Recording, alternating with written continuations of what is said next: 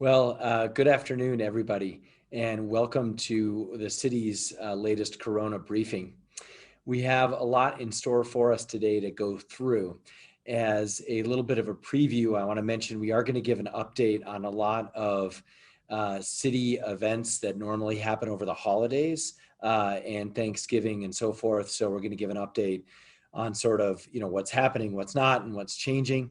We'll have more detail, of course, with respect to the Christmas holiday, probably in a couple of weeks, but we do want to share a lot on Small Business Saturday and so forth. So that'll be coming up later, as well as an update from from our Economic Development Department on what we're doing with respect to support for small businesses. And then, of course, we're going to touch a little bit on enforcement and efforts with respect to the public health order. So those are some of our topics for today. And I want to begin by really mentioning where we're at as a city and talking a little bit about that. I think the first thing that I would share is that, I think we're all very excited about this concept of a vaccine. It's not really a concept, the fact that it might be a reality. However, I think as excited as we are for that, and as much as we feel enthusiasm around that, we also know that we have to bridge, let's say, 6 months between now and when we can actually get that vaccine as like a general population.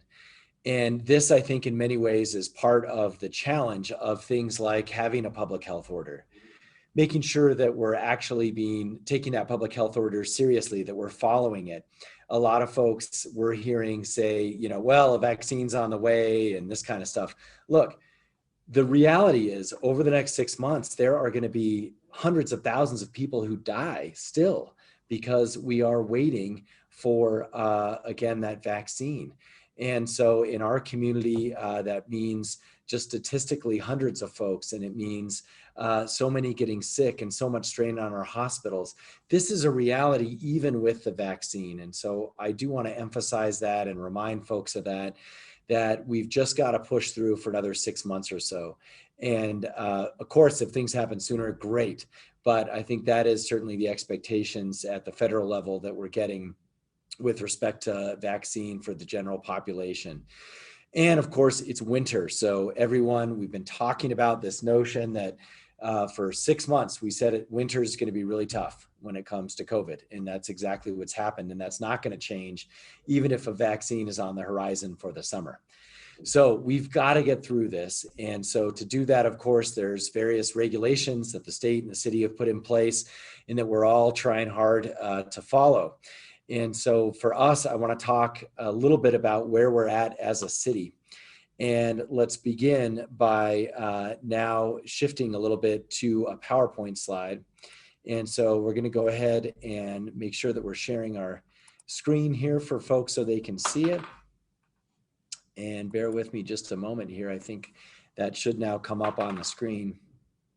Okay, so the first thing that we want to do is we always share how we're doing with respect to some cities around us.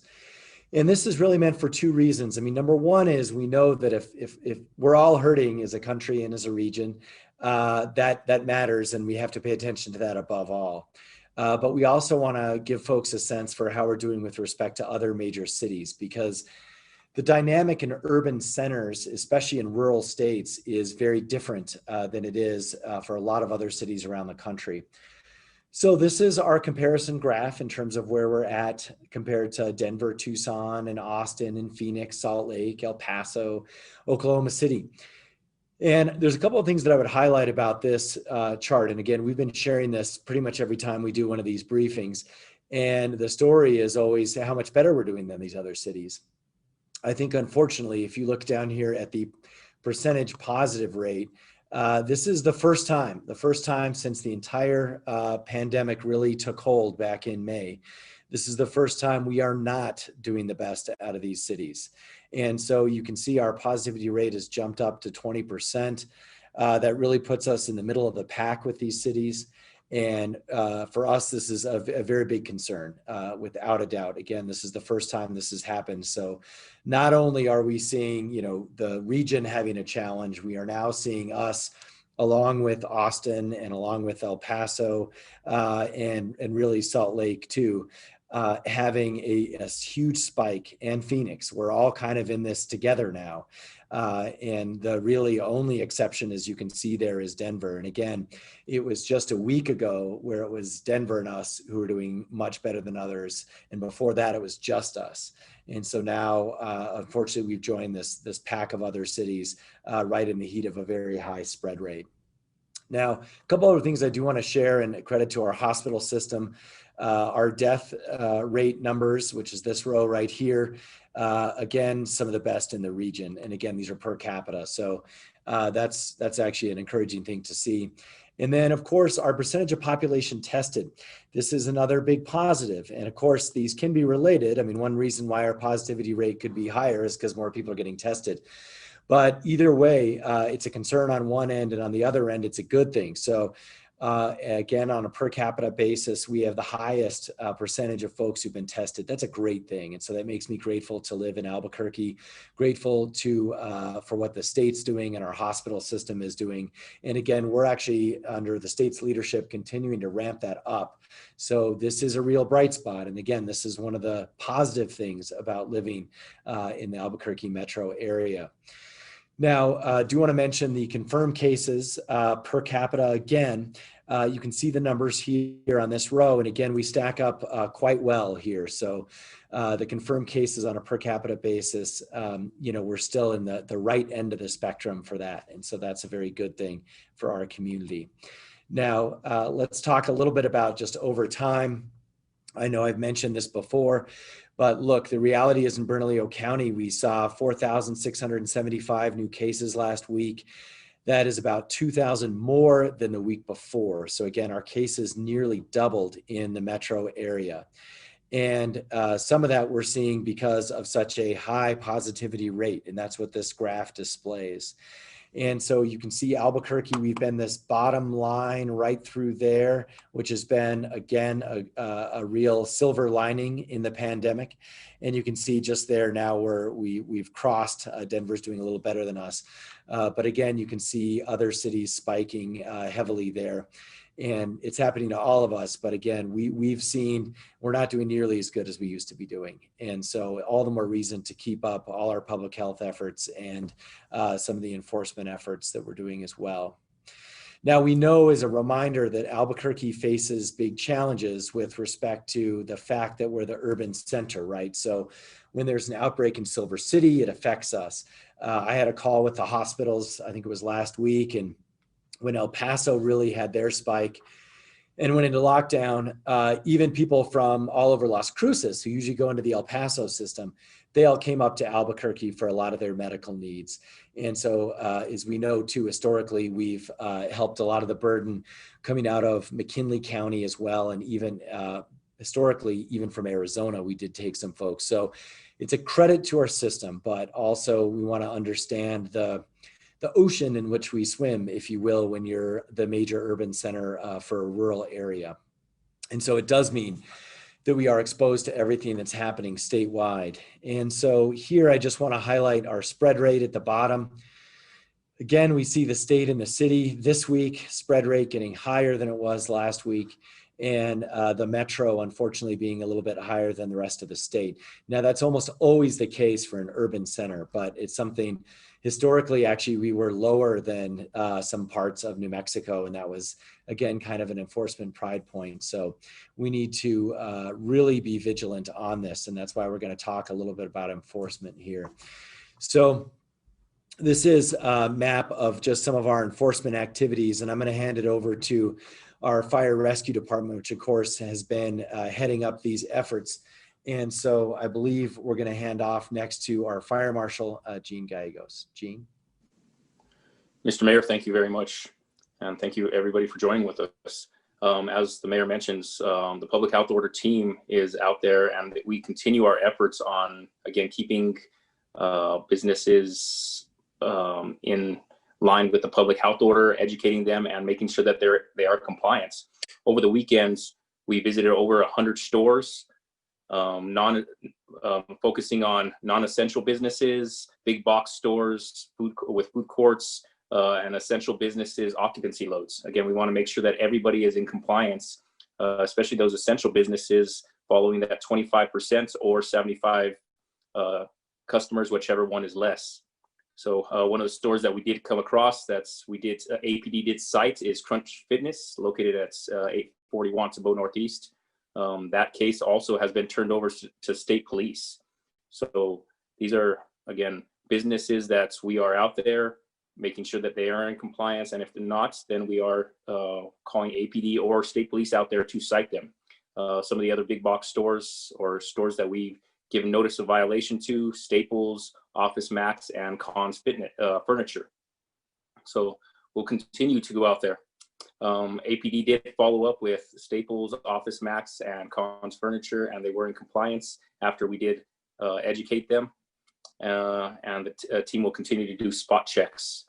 Please, if you have any concerns about businesses, please send it in through 311, and we will send some of our members out from the public health order team to investigate and give them a notice of violation, and if need to, give them a citation by APD or by state police. So over the last 7 days, we've had 278 compliance interactions with businesses, and every day we have our members going out there, communicating with the public, showing that we are out there, and we want to make sure that everybody is in compliance. I will now turn it over to DC Smathers from APD. Thank you. Thank you, Gene. Good afternoon, everybody. APD to date has had 106 positive COVID-19 cases, and right now we have 52 employees that are out as COVID positive. That's 35 sworn members and 17 civilian staff members. We want to reassure everybody that even amidst all these challenges, we were still fully functioning and meeting the mission of APD to provide the police services that you all need and expect. We're adjusting schedules. We're utilizing some officers that just came off of their on-the-job training, and each individual division has particular plans in place to adjust for these impacts. So we're able to maintain all of our service levels. So far, we have 147 people out right now on COVID-related leave. So that's the 52 positives I mentioned a moment ago, along with 95 other employees that have had direct exposures, awaiting test results, other circumstances. We continue to have really aggressive policies in place to remove, protect, and test anyone who is symptomatic or has a high-risk exposure. We're very aggressive there. As Chief Medina has mentioned, we continue to alter our work practices for field briefings, working from home, virtual meetings like this. We're very aggressive with our PPE usage, and then we regularly sanitize all our workspaces and always sanitize after an exposure. And then we use extensive testing that we do ourselves, along with the paid leave through the city to help keep our workforce healthy and to get our sick members back as soon as appropriate. We work daily, sometimes hourly, with the Department of Health to ensure that we're adhering to their guidance and following best practices. We've administered about 5,600 tests to our employees, and we test 6 days a week, 7 sometimes based on need. And our overall COVID response team is being led by Lieutenant Jim Edison, Officer Sean Roth, and Officer Jimmy Jones, along with the guidance of our Medical Director, Justin Hazen. So all of these folks work really long hours. They actively work 7 days a week to assist our employees with contact tracing and to conduct the COVID testing that I mentioned earlier. And then after we've had somebody kind of come into our system, we track them throughout their entire recovery process and get them returned to service as soon as possible. And I just have to give them a tremendous thanks. They continue to do really phenomenal work for us to help keep our workforce healthy and get them back in service if they do become ill. And honestly, lastly, I want to just thank the men and women of APD. They just continue to go out every day and do their work. It is high-risk work that they're engaged in. I know I speak for Chief Medina and the mayor, and we're thankful for their efforts. Now I'm going to hand it over to Emily R. Jaramillo with Albuquerque Fire and Rescue. Thank you, DC Smathers. Good afternoon, everybody. I'm going to give you guys an update on kind of similar statistics with AFR. So since March, we have had 60 firefighters out of our roughly 700 test positive for COVID. Currently, as of today, we have 16 firefighters out on leave for being COVID positive. And and then several others out because they're symptomatic. So one of the things at AFR, just like APD, if somebody is sick and awaiting test results, we definitely are not bringing them into work. We keep them home, and then we arrange for testing with them. One of the things our firefighters are working on is we have a partnership with the local Department of Health office, and our firefighters, our HEART team, and other firefighters are assisting with COVID testing at the New Mexico Expo site. That is also how we test our own. So we have firefighters going through to get tested daily through there, and that way we make sure that we're keeping up with all of our symptomatic firefighters. AFR also has staffing contingency plans. So we right now we have even with the increased cases, we have not had to touch into any of our staffing contingency plans, but we do have plans in place if we were to have a major outbreak and have a lot of our field personnel off on leave. We have plans where we can run trucks atypical or bring in our support division, so our firefighters that work in offices out to staff trucks to fulfill our primary role responding to 911 calls. So as of now, we haven't even had to tap into that plan, but we do have plans should anything get more serious for us. That's our update. And with that, I'm going to pass it to Shel Sanchez with Cultural Services. Hello, everyone. So I unfortunately have to start with a little bit of bad news. I need to start out by sharing several of our city's holiday and winter traditions that have been canceled this year in the interest of public health. I'm sure this is no surprise to anyone, but we just want to make sure everyone knows. So the River of Lights at the ABQ Biopark has been canceled this year. The Twinkle Light Parade in Nob Hill has also been canceled. The Luminatio Tour hosted by ABQ Ride is canceled. The tree lighting and shop and stroll in Old Town is canceled, and New Year's Eve before dark across the city's cultural institutions has been canceled this year. Those are all such amazing and beautiful, successful events that bring thousands of people together, which is why we can't make that happen this year. However, we are working across several departments at the city to create some COVID-safe holiday initiatives, and we look forward to sharing more about these over the next couple of weeks. I'm also pleased, though, I get to share some bright spots about the city of Albuquerque's recent and upcoming investments in our creative economy, and highlight a few opportunities for all of us to support local small businesses, artisans, artists, makers, and this has never been more crucial than it is right now. So the city continues to support local organizations, arts organizations, and artists through direct funding and through other organizational resources. And one of those is the Urban Enhancement Trust Fund.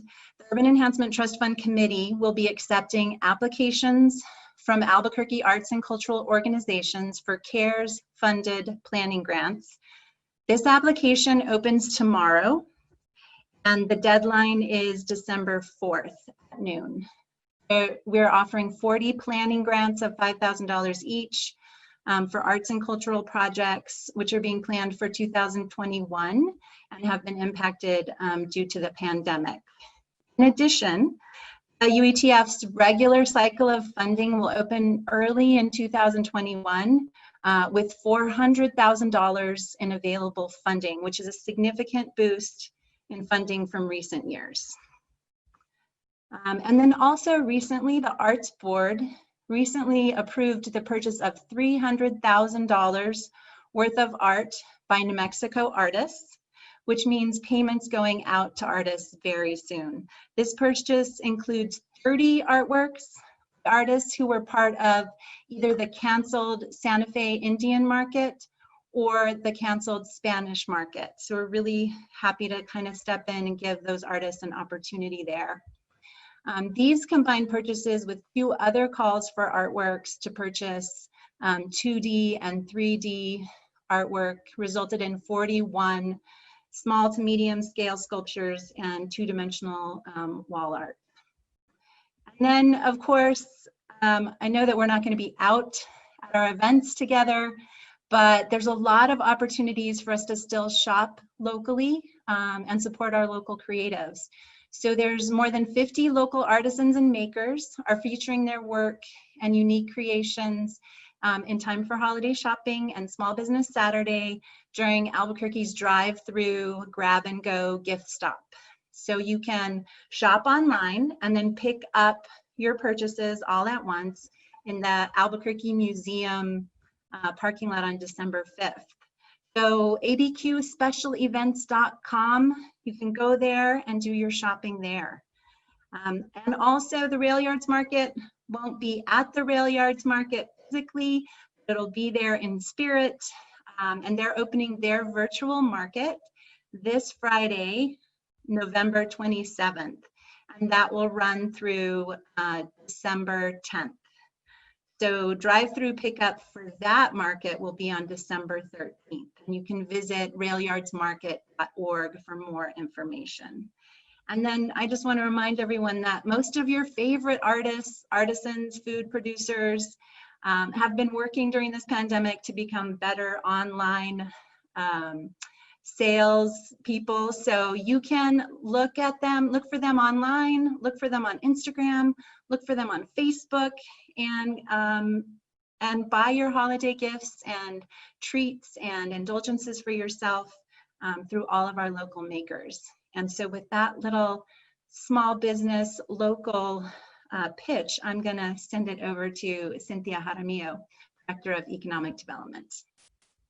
Thank you, Director Sanchez. Good afternoon, everyone. The Economic Development Department is committed to supporting small businesses in Albuquerque during this very difficult time.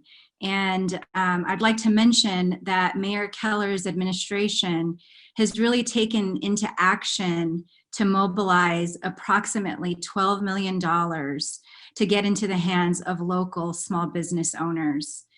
Right now, our small business office is working diligently to vet and approve the 823 applications that we have received so far for the CARES Act small business relief grants. And as of last Friday, 227 checks have been approved, had been rather, because there are more being approved as we I can ask the alley. totaling almost $2.3 million in relief funds at this most crucial time. Our grant officers and managers are working through more applications every day, and additional businesses are being approved and notified through the process. We are also working with business owners to ensure they have the registrations and paperwork needed to complete the application process. We will hold the next disbursement on Friday, December 4th from 1 p.m. to 4 p.m. at the John Marshall Center. Applications for the grant will open up again for round 3 on December 7th and will close on December 11th. We encourage small businesses who have not already received this specific grant to visit cabq.gov/economic development to review the requirements so that they are ready to apply on December the 7th. In addition, the Economic Development Department has been working with the Emergency Operations Center and our Chambers of Commerce partners, working to package and distribute over $1 million in PPE that we sourced entirely from local vendors here in Albuquerque.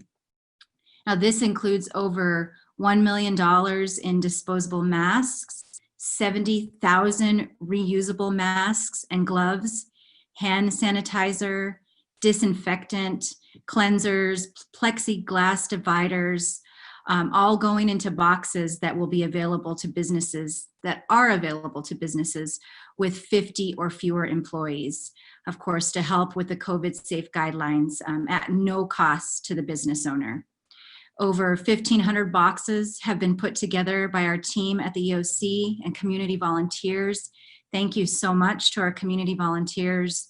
Several of our chamber partners have boxes ready for distribution, including the Albuquerque Hispano Chamber of Commerce, the West Central Community Development Group, the African American Greater Albuquerque Chamber of Commerce, and the New Mexico Out Business Alliance. Business owners can reach out to their chamber directly to pick up those boxes, or they can contact my department. We know continued help is crucial right now for the small businesses that are essential to Albuquerque's economic stability. And as a community, we have the resilience to emerge on a strong trajectory for recovery and growth. We also want to encourage everyone in Albuquerque to make plans to safely buy local this weekend. This weekend is Small Business Saturday, November 28th. You can access a great list at Support Local ABQ, hashtag Support Local ABQ. A great list of businesses who have online shopping and restaurants with safe takeout ordering. You can find them there. And also, let's keep supporting local in Albuquerque throughout December, which is Buy Local Month. So choose local businesses to support when you're doing your holiday shopping. Your decision to buy local this year will have a huge impact on businesses who truly are the backbone of our economy. Thank you, and I'll hand it back over to Mayor Tim Keller. All right, well, thank you so much, Director Jaramillo and the other speakers that we had from the city. I think before we take questions, we just want to touch on a few other areas here. And first, let me offer a little bit about, Thanksgiving and what to do. I know everyone is obviously concerned about the potential for Thanksgiving being some sort of super spreader event and that kind of thing. We also understand that it's Thanksgiving. We all miss our family. It's been a really tough year. And for those of us who have been able to stay relatively healthy and so forth, there are lots of things to be grateful for, including our first responders and of course, all our essential workers. Now, I think for us, what we want to share with you is a little bit of a way to help folks make their decisions. So as you think about Thanksgiving and other family events, even different activities, whether it's with your kids or by yourself, what you see on the screen here is a really interesting and I think helpful grid that was put together by some partnership between MIT and Oxford. I don't know exactly what group it is, but easily findable on the internet. And if you look at this, it's very instructive, I think. You can see here, you have like high occupancy type events here on the right side of the screen. And you can see that obviously any activity with lots of people is a bad idea. That's why it's red, and that's why we have a limit on gatherings of 5 and so forth. And you can see as you go down here, you have either no face covering or for a prolonged amount of time. So obviously the worst situation you could be in is a long time inside without a mask with a lot of people. If you're ever in a situation like that, just leave. And so this is obviously why we have limits on occupancy and things of this nature. So some of these things are also not allowed under the health order. But I think as you go up into the other corner, let's look at the upper left. Here's, some different things that, might give folks some better ways to make decisions. And it's basically, look, if there's a low occupancy event, right, less than 5 people, and you're wearing a face mask and you're, just speaking, you're not shouting. This is another distinction that I think this makes that is very powerful. There are some interactions you can have, and you can see them sort of in this area, wearing a face covering, and this is equivalent of, saying hello to your neighbors from a distance quickly with a face covering, this kind of stuff. or, if you do have interactions, with different people in that way, again, also being outside, that ventilation is really key too. And you see that across the top here. So anyway, this considers I think 8 different categories, and that's why it's, complicated. But I think this is the simplest version of a complicated issue that actually I think can provide folks with some guidance on what they should feel comfortable with and what they should be really concerned about. And this is what I used to help plan birthday celebrations yesterday, which of course were very different and did not involve large gatherings inside of any kind. But I want to thank everyone, by the way, for all the tremendous birthday wishes on what I know has been a tough year for everyone. But we wanted to share this, and I think it's a good guide going into Thanksgiving and holidays. And even when you're thinking about shopping or, again, any activity, you kind of run it through this matrix, kind of dork out on it a little bit, if you will. And I think also you can do certain things with confidence, and that's good too. We don't always have to be sad and depressed because we have to stay at home and so forth. And the last thing I would say is that I want to remind everyone too that one thing we're not talking a lot about is, for a lot of people, staying at home is not a choice. And there's really 2 categories. There's those that just have to work for whatever the reason is, and typically financially. And, for those folks, we want to be there to help them with a support network.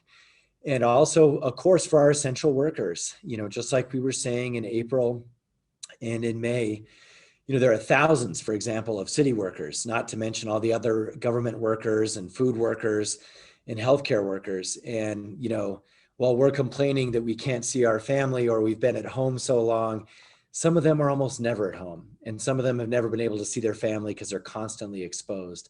So I want us to be grateful for them as we go into the Thanksgiving holiday, and really remember that for much of us, the kind of challenges that we're going through really are very, very different if you're literally on the front line during a pandemic. And that's what thousands of people, of Burqueños, are dealing with each and every day. So I think with that, we'll go ahead and open it up for some questions. And I think Maya might be moderating this, so I hand it over to Maya. Yep. Hey, Mayor, I have a first question from Nancy Laughlin at KOAT. Nancy, I'm going to go ahead and unmute you to ask your question. Can you hear me now? We Hi can. there. This is a question, if we can just, and somebody could email this, but go over again the number of police officers and firefighters who tested positive. And I'm wondering also if that includes dispatchers.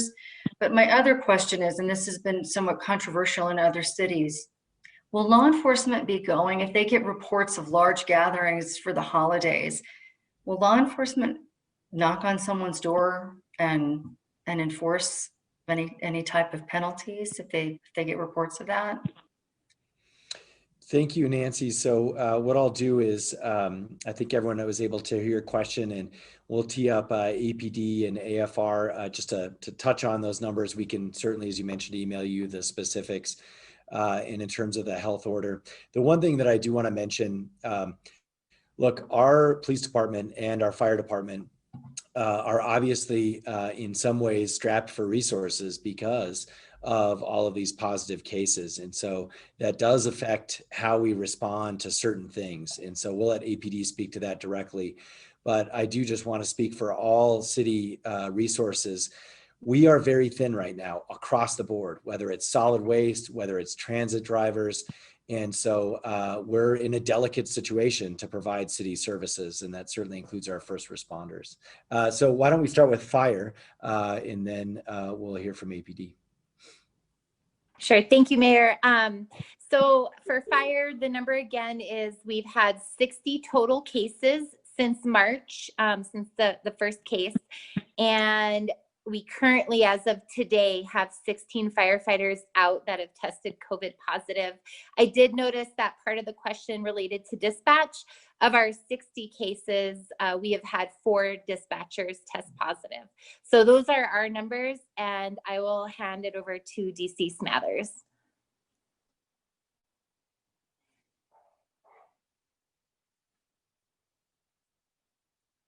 Civilian staff. and that would include communications staff as well. So currently that is our exposure for positive cases. Related to enforcing the public health order, if we did get a call for service, it would fall within our 5-tiered priority call system, and then it would be ultimately dispatched, but it would be a lower priority than an emergency call of somebody being injured or a crime in progress. So we would respond to that and obviously partner with Chief Gallegos and his staff and environmental health to hopefully just educate people and render that event to be not in violation of the public health order. But if it came to it, yes, we would help enforce the public health order. Thank you. Okay, thanks very much. Maya, back to you. All right, I have another question here from Chris McKee at KRQE. Chris, you're unmuted. Yes.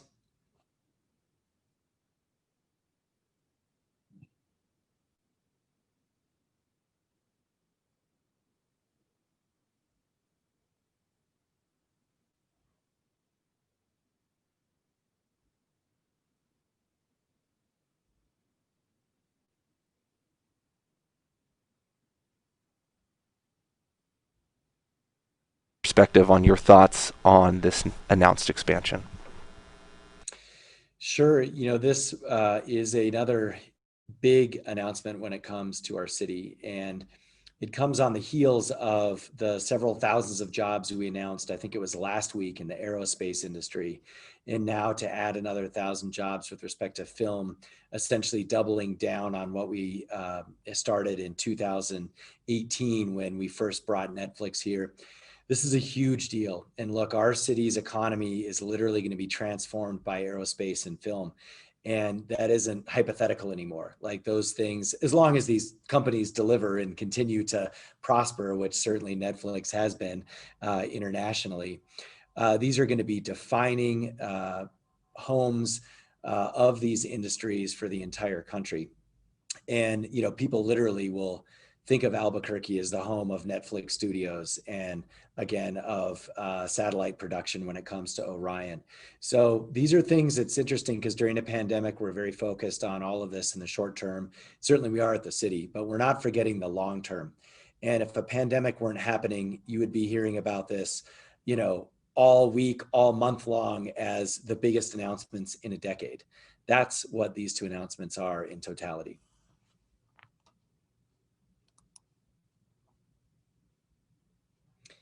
Okay, thanks. All right, thank you, Mayor. That is all the questions today. Thank you guys for joining. Thanks, everybody. Thank Bye-bye. you.